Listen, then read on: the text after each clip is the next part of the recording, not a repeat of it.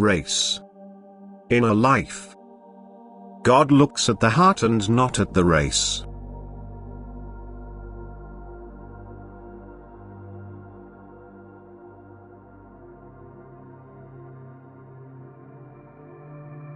So many questions are raised in a time of spiritual emancipation, and always, these questions concern a little bit researched area, the inner life of the individual human being.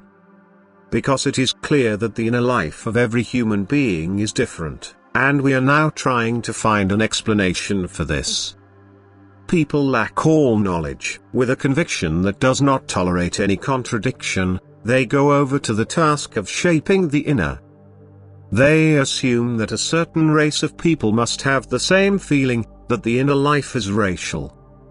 And this view now gives rise to all kinds of questions. The doctrine of race, in which all the theories are based today, is justified only insofar as it sheds light on the outward appearance, the nature, that a certain race must also have certain outward characteristics can be recognized.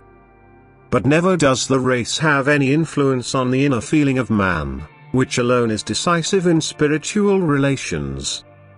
And therefore just the most different races have a certain similarity in their sentient life, so it is now assumed that the breed has an influence on the inner life, and this is wrong, because the sentient life, which has its origin in the soul, is formed by each person himself.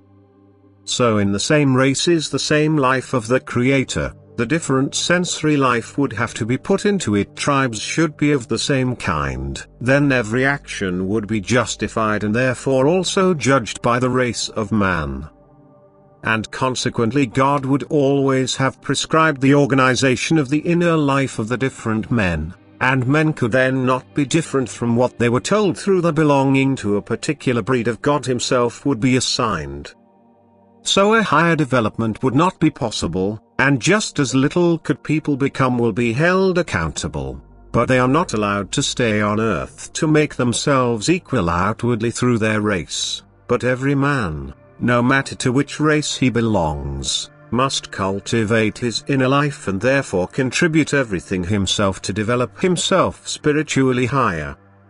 All outward appearances of men will only refer to life on earth.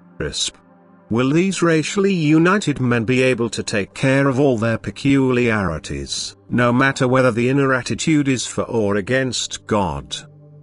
Only in purely worldly questions is agreement of the thoughts, but in spiritual questions each individual will people think differently and the attitudes to God so fundamentally different that never again the affiliation to a certain race can lead to the conclusion that man is forced to think according to his race.